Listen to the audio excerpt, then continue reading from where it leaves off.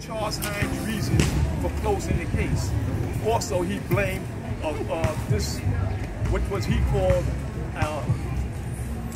you couldn't confuse this from a real weapon. This case was covered up, and it was covered up by Charles Hines himself. The Officer Brian George, in a deposition, and mind you, Officer Brian George was a rookie cop at the time. He was a black officer, not that it matters anyway.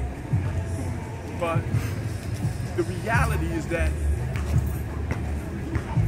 Brian George contradicted all of Charles Hines' reasons and findings for closing this case. He said the stereo lighting was not dim, he was not on the 911 call, he was doing basic routine patrol.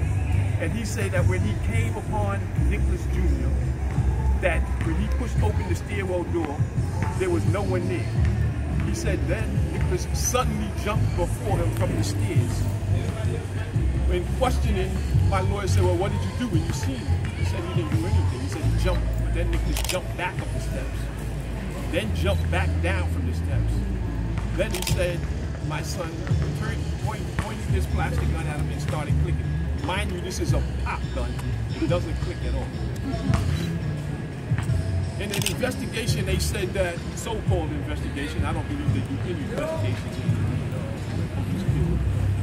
I believe that Washington they killed innocent life. So all of these family members here who lost loved ones, there were no investigations in these cases. These were covered up. And many of these families also were murdered under Brooklyn District Attorney Charles Hines. I want Ken Thompson to reopen and reinvestigate this case like Ken Thompson promised me he would do. I campaigned for Ken Thompson back in 2013. I had the honors of meeting him. And I was overjoyed to know that Ken Thompson actually made statements publicly, and I mean, wherever he went, part of his campaign was he wanted to put positive programs inside these communities which would prevent these youth from even entering the system. And I was all for that because that's something I've been trying to do for the longest. I'm still making my best effort to have that happen. Ken Thompson, he didn't stand by his word. Ken Thompson, I had made an appointment with Ken Thompson to take a look in the case like he promised me he would. At the time of that, that we were supposed to meet with him, I got a call from his office asking me who else was I bringing to this meeting. I told him I'm bringing my lawyer and another member from my organization. They said, well, I'll call you right back. They called me back in 20 minutes and they told me that they right now do not have the people in the office to look into the case, but they will help me out with organizing my basketball tournaments, which I really didn't do. I just didn't have to. I am completely outraged at the fact that he, after making numerous calls trying to reschedule a meeting with Ken Thompson, it just fell through. And I'm going through the same process with Ken Thompson now that I went through with Charles Hines. No family or parent should have to go through this type of ignorant nonsense, I'm going to call it, when an injustice has been made by the NYPD for the innocent killing of my innocent son. And these families standing behind me, these are all innocent cases. People need to really take a good look at the fact that this is just Brooklyn cases, and there's over 70 victims on this case. Over 70 victims. I'm just talking Brooklyn right now. But the reality is that there's never an investigation. It's always a cover-up. A cover-up in the Chantel Davis case. Innocent lady gunned down by NYPD. The Brianna Ortega case. Same thing. Innocent young child having an asthma attack.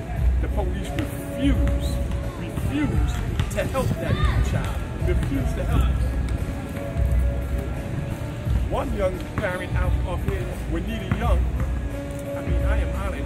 She don't know how much I really admire and appreciate Juanita Young. actually went all the way through civil court.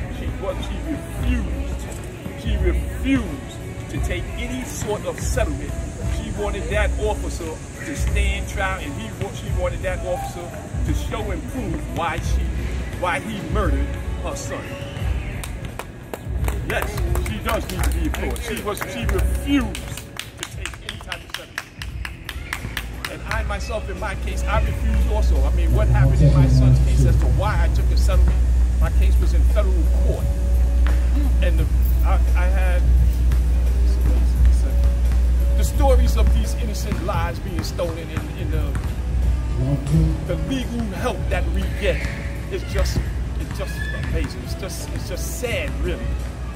It is actually come to a point where they almost are telling the parents and the family that you have to take the settlement. No, we do not have to take the settlement. We should go all the way through. We should go all the way through and not ever, never take a settlement of any kind, regardless of what the amount is. So I'm working right now to try to get another meeting set up with Ken Thompson. I admire the families who stand alongside. They've been standing alongside me for the last 21 years. Also, for as long as their cases have been going on, and as long as how they have known me, my fights and my struggle. And I mean, they don't know, but I appreciate it. So, we love you too. Yeah. Mr. Hayward! I want to say also that we also have families back here whose children were killed innocently through violence in the street. They also are fighting to end all sorts of violence. Police violence, violence amongst ourselves, all of that needs to stop, and we need to organize ourselves together. With that, I want to call up first Natasha, the sister of Chantel Davis, murdered by NYPD. Ken Thompson needs to reopen every single case of innocent lives that were gunned down by NYPD in Brooklyn on one simple fact alone. Charles Hines was running a corrupt office.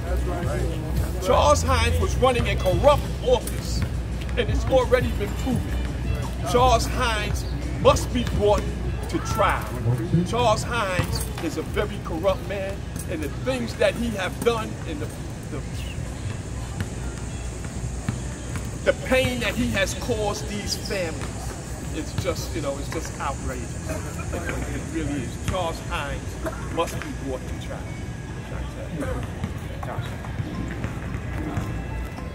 Thank you for having me. Like Nicholas said, my sister was killed in 2012 in East Flatbush.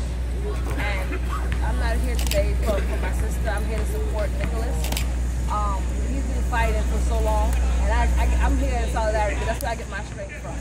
Okay, it's 3 years later, and I don't know anything that's going on in my sister's face. Just like he said, waiting for Ken Thompson to open up the case to investigate. I don't know how long an investigation takes, but it's 3 years later, and I salute you. I couldn't do it every day. Just the thought of how my sister was murdered in broad daylight, shot in the chest and dragged out of the car and left to bleed out. I think about it every day, and I only fight. I fight because I know I have families that have been fighting for so long, and I can call on them anytime for advice, for support, when I'm just feeling like I don't want to get out of the bed, when I just feel like I just want to give up because, I feel like they don't think my sister's life mattered. My sister didn't have any kids. She was 23 years old. She didn't begin to have a life. And the picture, where's my sister? This picture, she's holding my daughter, her niece. Now this little baby is 6 years old, and she only remember her when she was 3. A week before my sister died, she was at my house running around my kitchen with her. And I have to keep reminding this little one about that time just so that she won't forget. And it's sad. So I'm in here in support of Nicholas, and I'll continue to fight with him until he gets justice, until we all get some sort of justice. That's right.